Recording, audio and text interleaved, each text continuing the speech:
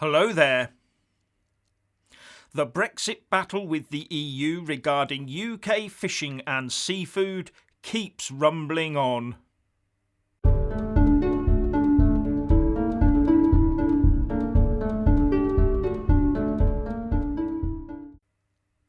Firstly, please subscribe and like this video to give my channel a boost, and I'm always uploading new content, so please do check back daily, and a big thanks to my Patreon and PayPal supporters. Not only do we have the sturgeon v salmon battles in Scotland, we hear that the UK-EU fish battles are also far from over. Eurocrats in Brussels are determined to upset the Brexit apple cart using every trick up their collective sleeves. And the target right now is banning the live export of unpurified UK shellfish into the European Union. And it's got to the stage where the Daily Mail is reporting Britain could start boarding European fishing boats to interrupt their catches unless Brussels backs down in a row over shellfish exports, a cabinet minister indicated yesterday. Environment Secretary George Eustice warned that the government could drop its pragmatic and sensible approach unless the EU starts being reasonable in return. With Mr Eustice saying, whereas previously they'd been clear that this is trade that could continue and all they needed to do was design the right export health certificate. The truth is there is no legal barrier to this trade continuing, both on animal health grounds and on public health grounds. There is legal provision within existing EU regulations to allow such trade to continue from the UK. We are just asking the EU to abide by their existing regulations and not seek to change them. They did change their position just last week.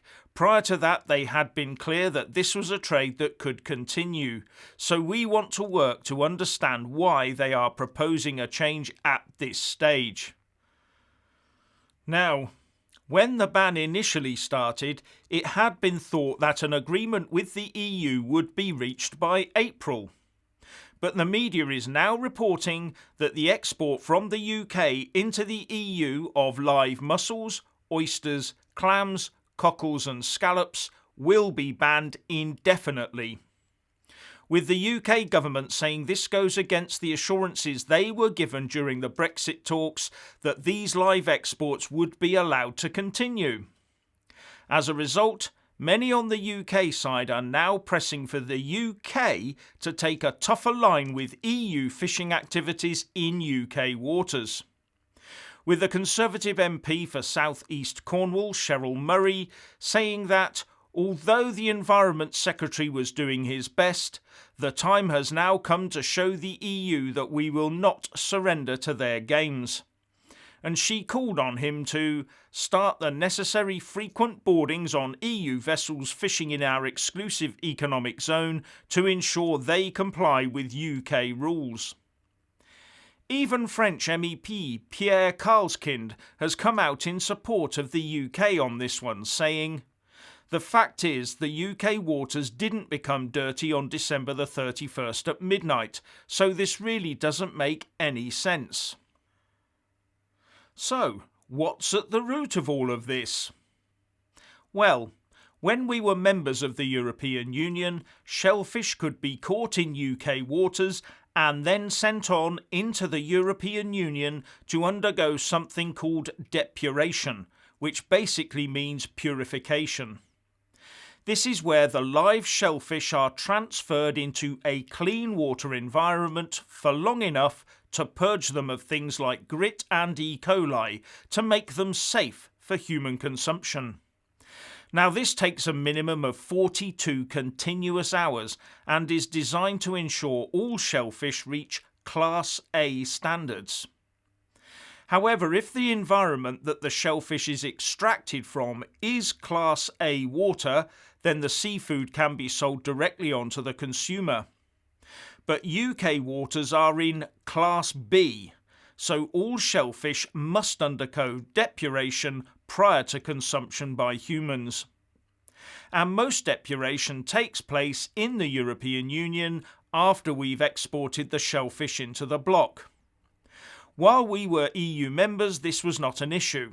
But now the UK is regarded as a third country, the EU administrators are insisting that we can't export shellfish into the EU unless they've already undergone depuration. We can't export seafood into the EU before depuration, as we have done all these years. As the Fishing Daily explains, since the 1st of January, UK firms have been able to send only pre-purified, ready-to-eat shellfish accompanied by an export health certificate to buyers in the EU's 27 member states. And of course, due to our EU membership, large-scale depuration is something we left to the other EU countries. Once again, here's the Fishing Daily. There are currently no seafood processors in the UK that are equipped to depurate large quantities of live bivalve molluscs, and companies would have to invest up to £1 million in order to install such treatment plants, which some say is not feasible. Now, I do have to wonder, if the depuration did take place in the UK, then it could be added to the cost in the normal way, and the EU depuration plant operators would be the losers in the long run, with no change for the ultimate consumer.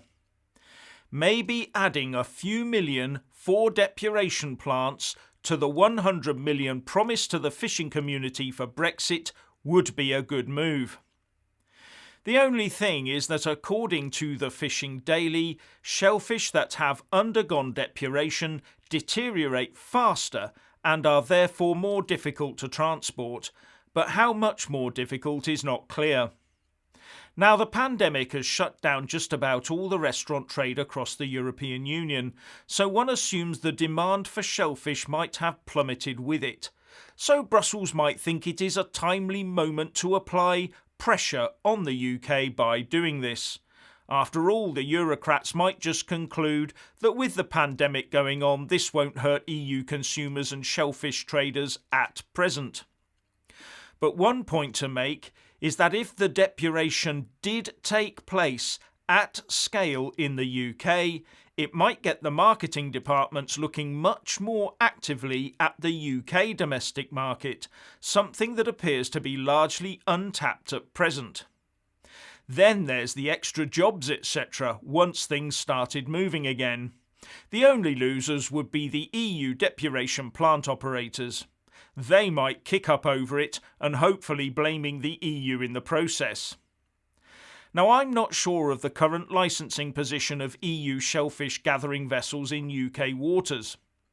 Should they harvest any UK shellfish, are EU vessels then allowed to land them unopposed in the EU? Now, that would be blatantly unfair and also show up the EU for the hypocrites they are. If any of this activity is occurring, then we should curtail it sharpish and claim that we're helping the EU protect its single market. How kind of us. In fact, we could go further and put into law that all shellfish caught in UK waters must be landed in a UK port and depurated in the UK to UK standards prior to human consumption or export, thus protecting everybody's health.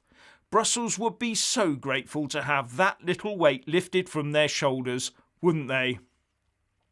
At the end of the day, nothing has changed in the physical or health and safety supply chains from the seabed to the EU consumer. The water is the same as it was, the trucks are the same, and the purification in the EU is the same. The only difference is that there's a political red tape obstacle.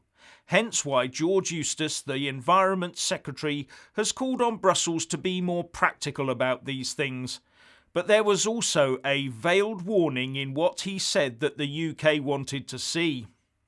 Some reciprocation from the EU in terms of application of common sense and reasonableness, and we reserve our position in all of those areas, and of course it goes without saying that any EU vessels accessing UK waters will need to abide by UK law. Anyway, if you want to hear more from me, please don't forget to subscribe and also press that little bell, or you won't get any notifications. And if you want to see more of me, buy a mug with my mug on it by following the link in the descriptions box below, and support me on Patreon or PayPal. So what do you think about this shellfish business? Please share and comment, and thank you for watching.